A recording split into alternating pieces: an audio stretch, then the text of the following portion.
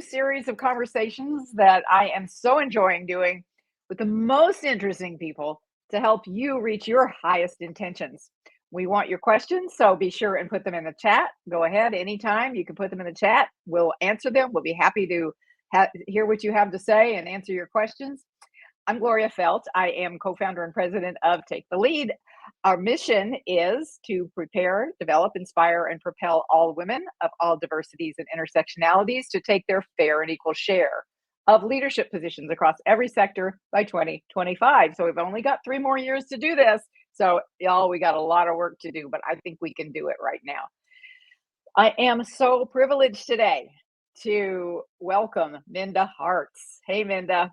Hi there. Hey, Gloria. Happy to be here. Thank you. On this, the last day of Women's History Month 2022. Minda is one of the hottest authors and speakers of the moment. I'll tell you, as I've done a few Women's History Month speeches at companies, I'm always following Minda. Minda's always been there before I've been there. So you're the trailblazer, Minda. Minda is the best-selling author of 2 extraordinary books that are just the right books for this moment in time, this moment in history. The Memo, What Women of Color Need to Know to Secure a Seat at the Table, and Right Within, How to Heal from Racial Trauma in the Workplace. And on April 5th, she'll be releasing her 3rd book, which is really a fabulous, cool book. I had a chance to read a galley of it. It's a young adult book for the first time, and I'm anxious to hear a little more about why you're doing that and what's with that. And it's called You Are More Than Magic, the Black and Brown Girl's Guide to Finding Your Voice. So welcome, Minda. Thank you, Gloria. You're the trailblazer. I'm just picking up the baton and running with you. Oh my goodness. Well, I've been so excited for this conversation, and I'll tell you, I'm not kidding when I tell you that I follow you religiously on Twitter, and I'm always telling my team, whatever Minda does, you do that, because she's doing it. She's doing it right. You do it. You just do that. You're fabulous. You're entertaining. You're substantive, and you use a lot of pop culture references that are I have to go look them up and find out what you're talking about, and I learn a lot from what you do. I'm going to talk about that actually as part of what we talk about. So this is the last day of Women's History Month, and I wanted to start by just asking you to talk about your history. How did you get to be you? What brought you to this place where you are right now, Minda? Yeah, well, thank you again, Gloria, for just seeing me, and amplifying my work for a very long time. So I just want to say thank you. Happy Women's History Month to you and to everybody out there. It's funny. When I got on with you, I'm just like, wow, I'm just so thankful and grateful to have the opportunity to talk about these things, because not too long ago, I was in corporate America and I was struggling. I was battling depression and anxiety and panic attacks, because for 15 years I had been the only in my workplace, and I settled into a lot of micro and macro aggressions, and I just didn't think that there was any other way out, right? In terms of, I just have to suck it up and try to get to the gold watch, right? Or whatever retirement was. And then I realized that actually everybody should be able to experience a workplace that works for everyone. I don't have to be an outlier and experience the workplace at its worst, right? And so I really started to think about, what am I going to do to make the workplace better than I found it, and for women who look like me, and ultimately it creates a workplace that works better for everyone. And that's when I decided to take a leap of faith and start creating content around the experiences of women of color in the workplace. Well, I want to get to really a little more deeply into the memo, but before that, how did you get into your corporate life to begin with? What prepared you for that piece of it, and making you at least think you wanted to do that? Yeah, it really was. I'm a first generation college student and first person in my family to work in a corporate role. So I didn't know what I didn't know. I just thought that, if you go to college, then obviously you get to have a house and make money and take trips. That's what I saw on TV. And so I thought that everybody has access to that once you get into corporate America. But I thought that it was a meritocracy. And once I got into it, I realized that that's not exactly how it worked. It was a lot of relationship building, and a lot of office politics. And it was just something that I did not have the roadmap for. And I struggled. I was great on paper doing my work, but I struggled to feel like I belonged pretty much throughout my whole career. And just that feeling of isolation really just took a toll on me. And so I just knew that there had to be a better situation for us to be able to talk about what it's like for women in the workplace, not just some women, right? But all women, because we don't all experience the workplace the same. Right. So tell us about the title, The Memo. How did you come up with that title? What does it refer to, and what were you aiming to accomplish with that? Yeah, I remember Toni Morrison once said, write the book you want to read. And around that time period, I was reading a book that many of us have heard of called Lean In. And I was, I was going through a thing in the workplace, Gloria, and people were like, you got to read Lean In. This is going to solve all the problems or all your problems. And so I was like, get me that book ASAP. And I got it. And there was a lot of good information inside of it. But I realized I had just read another book that didn't really talk about the intersections of women. And so I was actually on a Amtrak train from DC to New York, and I was listening to a Drake song, and the song said, did you boys not get the memo? And it like clicked inside of me. I'm like, corporate America, nonprofit spaces, they have not gotten the memo that women of color, want a seat at the table too. And it really kind of propelled me to start investigating and interrogating what equity could look like for us. Oh, that's great. I just have to tell you one little funny thing about Lean In with me. It came out about exactly the same time that my previous book, No Excuses, came out. And of course, Lean In was getting all the big publicity. And I remember Gloria Steinem said to me, as she read mine, and she said, you're a lot more radical than Cheryl, but you're not as rich or famous, so they're not talking about you as much. So but you really made a big breakthrough with the memo. You really got through. I think there are moments in history when it's the right time for a particular message. And I really think that you have hit that moment in history, the most perfect moment. And so what have you seen happening after you wrote the memo, and how did that get received, and what's happened to you since you came out with that book?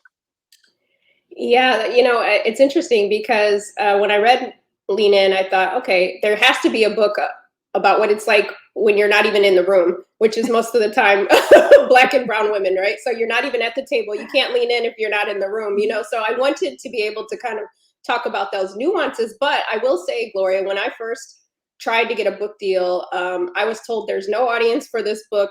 Sheryl Sandberg wrote the book. We don't need any more books. And so I was like, okay, I don't agree with that, but sure, And then I did find a publisher, #Seal Press, that said, you know what, we aren't talking about what it's like for women of color, so let's do it. And all the other publishers were like, you're not famous, you have like 200 followers on Twitter, you haven't been in industry for a very long time. And I'm really thankful that our stories are our stories. Yes, I wasn't as famous or as rich as somebody else, but I had a story to tell, and representing the stories of other people. And I'm so glad that my publisher said, let's take a chance on the memo. Let's talk about what it is. And I'll tell you, Gloria, it took maybe about 6 to 8 months before it really picked up, because at that time, companies did not want to talk about the differences. They did not want to talk about race in 2019. So I didn't get invited to speak very often about it, but Black and brown women were finding it. And, that was like a Bible for them. And then unfortunately, when the pandemic and George Floyd took place, people were like, we need something. And I had already been doing that work, since 2015. And I finally was able to talk about the things that I had been talking about on a bigger stage. And so my life definitely changed from 0 to 100 really fast in 2020. And then I wrote 2 books after that.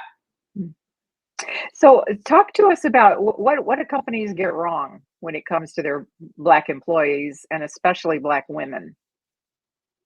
Yeah, I think partially previously, as I mentioned, we weren't even able to talk about race in the ways we are now, right? So when we talk about equity and diversity and belonging, if I'm not able to talk about what it's like to be a Black woman in the workplace without fear of being retaliated against or being called angry or feisty or other, stereotypes, then the workplace is not psychologically safe for everybody. And you and I both know that there was a time when people would say, don't play the race card, don't make it about race, you're taking it the wrong way. And now it's interesting. Now people want to talk about race in a way that they weren't before. And so I think that I'm optimistic, right? Because we've moved from not talking about it to finally talking about it. And now I think those companies that are leaning into the conversation, now it's time to move into the demonstration. So we can't keep talking about how race and class and gender are issues inside the workplace, but what are we going to do to make sure that we're fixing and removing some of these barriers? So for those companies that have leaned into racial equity, I think that those are the ones doing it right. But the ones that are still like standing on the sidelines thinking that this is going to go away, they're getting it wrong. Where do you start? Where do you start? I mean, I think the easy thing is always for people to say, well, read these books, learn, listen. Where do you really start to really get in to the things that will change the culture so that everyone can feel included and what you're trying to accomplish with the memo? I mean, what is the next thing after just getting informed? It feels to me like that's where things fall off. I agree. So, people right now are listening. Some people are educating, but I think what happens is they just stop after that. They've listened to the podcast, they've read the books, they watch shows like yours, and then they don't do anything. The next piece is you have to activate. So, for example, if you don't have any diversity in the C-suite, in the executive suite, then what are we doing to demonstrate that there is upward mobility at this company, right? There was a report that came out last year where a consulting firm interviewed hundreds of thousands of employees. And one particular data point that struck me was that 50% of Black employees felt like they belonged at their companies for the first time while working from home. So when everyone had to work from home, that was the first time they felt like they belonged because they didn't have to experience as much aggression as they would throughout the day. Didn't mean that they weren't experiencing it, virtually, but it was less. And so people don't want to go back to normal. They want to go back to better. So if I am a leader in my company, I'm saying, okay, well, if it wasn't a great environment for women or people of color before the pandemic, then what are we doing actively to make sure that people return back to a better environment in which they left? And I think that leaders need to be asking the right questions, but they need to be asking the people who are in the trenches, right? On the front lines. They can't be making decisions for people who they have never walked a mile in their shoes. Well, you followed the memo with Right Within, which is almost like the psychotherapy for the women who've experienced these implicit and explicit biases and microaggressions that you talk about in the memo. So talk about, what are you hoping to accomplish with that book? Yeah, I love my first book, The Memo, because I think it affirmed a lot of women who were experiencing these things, but they just didn't know if they were making this up or really experiencing it. And then Right Within is that piece of saying, okay, you have experienced these inequalities for a very long time. So here's now how we release ourselves from it. Here's ways and tools that we can move forward so that these moments don't paralyze the rest of our day, right? And then also making sure that our managers understand that they can no longer opt into equity. Equity has to be mandatory. So how do we remove barriers for our staff instead of creating more? And so Right Within is just how do we heal ourselves, but then how do we rebuild trust in a workplace where the trust has been broken, be it intentionally or unintentionally? I love what you just said about managers can't just opt in. Would you expand on that? What do you mean, and what do we need to do? Yeah, oftentimes I'll be having conversations with executives at companies and closed door conversations, and they'll say, well, I'm not comfortable talking about race with my team, so I'm not going to do that, or I'm not comfortable calling someone by their preferred pronoun. And I'll often say, well, then maybe you shouldn't be managing anymore. Maybe you shouldn't be leading anymore, because you can't opt into this, right? How can you say that this is a psychologically safe environment and you won't even acknowledge the people on your team in the ways that they need you to, right? So we can no longer allow managers to create barriers for their employees, because those power dynamics are, very difficult, but you have to create the accountability and make it mandatory. So if I heard a leader say that and I'm an executive, I'd say, well, maybe you should be an individual contributor, or let's get you coaching so that you can feel more comfortable, right? But just opting out of, racial or gender conversations is no longer can be an option. Well, I mean, I'm just thinking as you're talking, I mean, have we not just seen on our live television with Judge Ketanji Brown Jackson? I mean, hasn't the entire world just been witnessing exactly what you're talking about and writing about?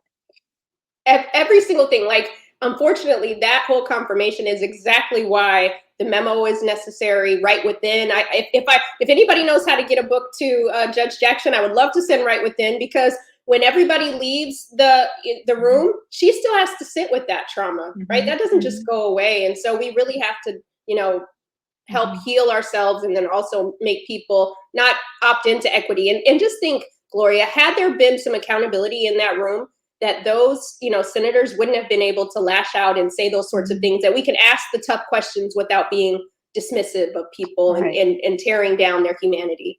Right. I mean, there were moments I was just ready to leap through the television screen.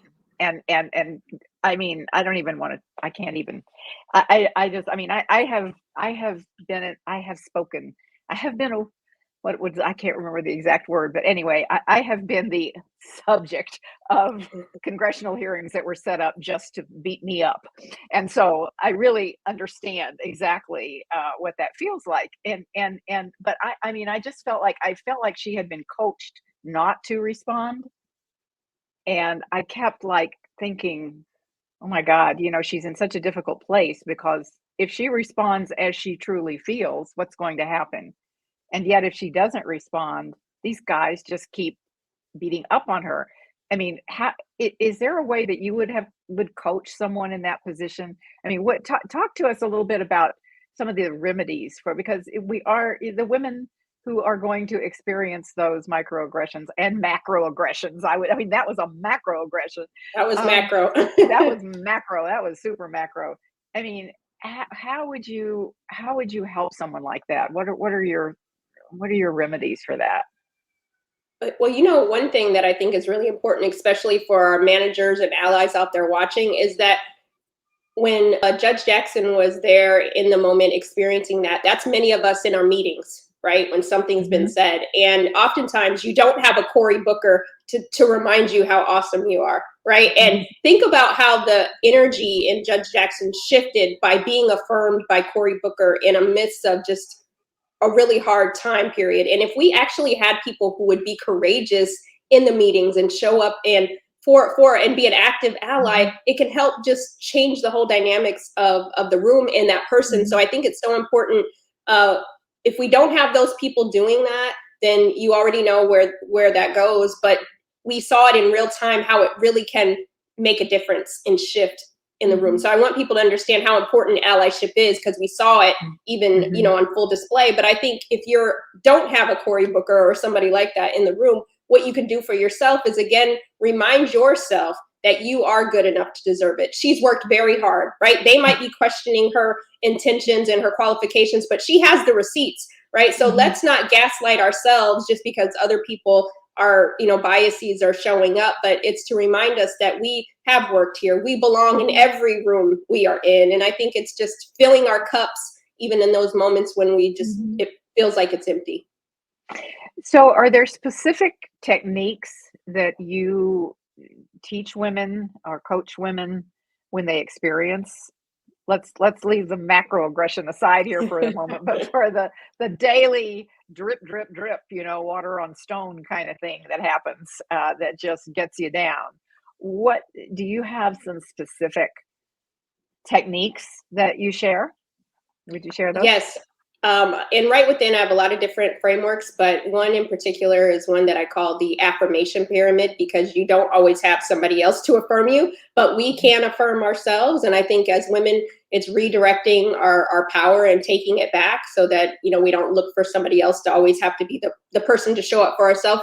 It's part of our self-advocacy. But number one, really quick, is we can pause. We can breathe in, we can breathe out. We don't have to respond in the moment. If we need to take a moment, we can do that. Give ourselves permission to do that. Number two is acknowledge to ourselves that harm has taken place, because what happens in many cases with women, we start to normalize this treatment. We're like, oh, we're a woman in the workplace, so this is just what we have to deal with, right? And so we sweep it under the rug, and we don't acknowledge that it's harm being caused. We won't even call it a micro or macroaggression or sexism or racism or ageism, whatever it might be. So first acknowledging it to ourselves, because we can't move forward if we don't name it. Number three is document it, because oftentimes these things are happening and we're like, wait a second, was that sexist? Was it racist? Was it homophobic? And you're questioning when we know when we've been disrespected. But I think it's important to document it, because if you do have to talk about it out loud at some point, or you decide to go to your manager or HR, at least you have documentation. It wasn't, oh, I felt like Chris said something mean to me. You know, actually, he said, you people like your bright colors. He said it on Tuesday. He said it on Friday. And now you tell me what that means, right? So I'm documenting it. And then number four quickly is redistribute the energy. I think, at least for me, I was a big ruminator. So if somebody would say something like, you people, I would then think about it all day long and internalize it. I'd get home from work and I'd be internalizing. I'd be up all night and I can't even sleep. And the person who caused the harm is no longer thinking about me. They're on Instagram, right? Scrolling and liking and doing all the things. and we're holding on to that. And when we have that trauma in our body and minds, it creates chronic stress, and that leads to, you know, ailments that we don't need in our lives. So put that redistribution into working out, you know, healthy eating, just changing the dynamics. And then lastly, always affirm yourself. You didn't do anything to deserve that treatment. You couldn't have worked harder. You couldn't have wore a softer color and somebody wouldn't have said that, you know. So reaffirm ourselves. And I think that having those tools when we need them will really help us dismantle some of that toxic behavior that we can't control what somebody else does, but we can control how we take it in. I love that. And thank you so much for that. I mean, I think there's probably not a person in the world that can't benefit from hearing that message, because we all do tend to hold on to whatever it is that we, and, you know, it's a big waste of energy when we let our energy get sucked by some negative thing that someone else has said to us. And what I really love the most, Minda, and I actually wrote, this is why I wrote about you in my book, Intentioning, is that you could have just made life better for yourself when you figured these things out. You could have just made life better for yourself in your corporate job. But you chose instead to do I mean, it's not easy writing a book. It's not an easy thing. You chose to put all this information together and to really offer women solutions. And I just want to give you a shout out for that, because, you know, we have a hashtag called Sister Courage that we use a lot, and you just exhibited Sister Courage so beautifully. And the fact that it's not just, you know, it's like there is no finite pie. You helping other people, you know, it's good for you. It's good for everybody when we help each other. So I just want to call that out, because I know you didn't have to do that. You could have done, you know, a lot of other things and be the CEO of that company by this time, probably. But maybe. Let's think about that. Let's intention that.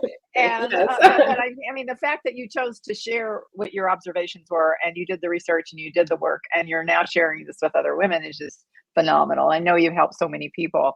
And so now let's talk about what you want to do for young people then, because now you are translating this into a book for young adults. What's a young adult, like teenager type or what? Teenager, yes. This is I just finally got a hard copy, and it's just so beautiful.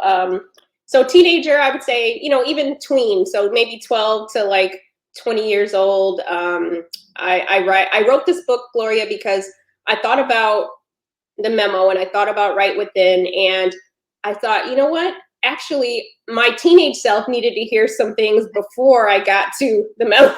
And so I wanted to be able to instill some of those.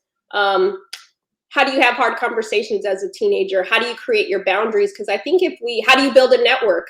right? How do you seek out mentorship? Because I think if our young girls have some tools that they could use right where they are right now, they're going to show up even more dynamic when they get to, our age and they enter into their first job. They'll know who they are and they won't be shook by anything that people might say. And so I'm excited to be able to gift this to young girls so that they know that we're here doing the work so that they inherit a better workplace than we did.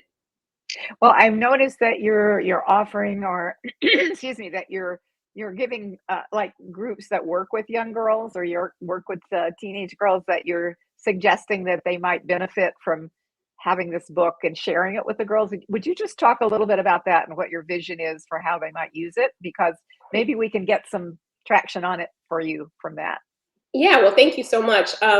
So the book comes out on Tuesday next week, and I envision a couple of things, Gloria. I feel like I wrote this book for young teens, but that are black or brown or of color, and I want them to read it to feel empowered. But then I also want their parents to read it with them, right? So that we can have or their guardians or aunts and uncles, grandparents, to have an intergenerational conversation. And so I actually include reading guides in the book so that adults can engage with their teen around some of the topics.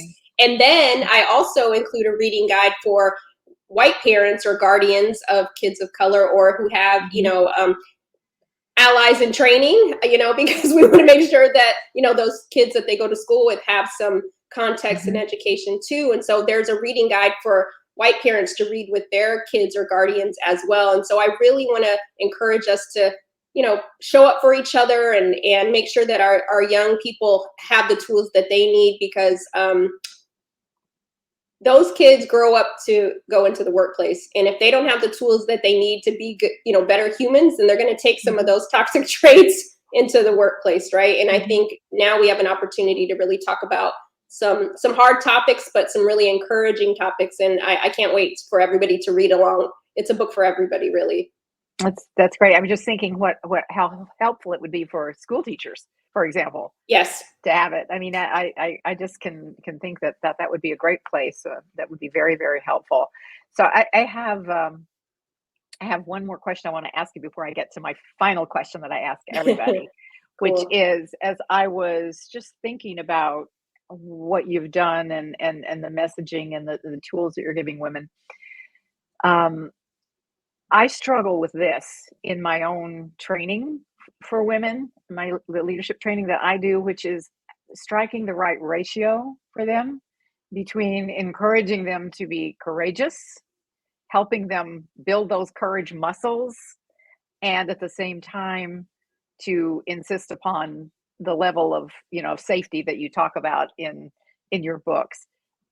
How do you deal with that? I mean, what do you think is the right ratio of helping women be strong and courageous and also insist upon that certain measure of safety? Yeah, I mean, two things can exist at the same time, right, Gloria? We can encourage women to speak up and ask for more and do all the things, but at the end of the day, they have to decide if this is the right time, if whatever their situation is a little different than all of ours. But I think what's important is, one of my favorite authors is the late, great Audre Lorde, and she said, beware of feeling you're not good enough to deserve it. And so oftentimes as women, we don't feel like we're maybe good enough or that we deserve better or just be grateful to be here. And so I don't want anyone to think that they aren't the asset, right? And so asking ourselves, so I encourage people to do what's best for them, but the main thing is know that you have options, that you don't have to suffer in silence. If you want to move on or you want to have a conversation, give yourself permission to do that, because there is a possibility that you could make it better for yourself by asking or looking somewhere else. But on the same token, if you're comfortable where you are, then you also, that's a choice too, right? And I think just reminding women that there's not just one size that fits all. There are multiple possibilities. So the last question that I ask everybody is, what is the biggest leadership lesson that you would like to give women, and particularly women of color? Yes, well, since it's the last day of Women's History Month, you mentioned the word courage. It's one of my big words that I try to live by as well. But one definition of courage is the ability to do something that frightens one. And when I think about all the women that came before us, They left us courage.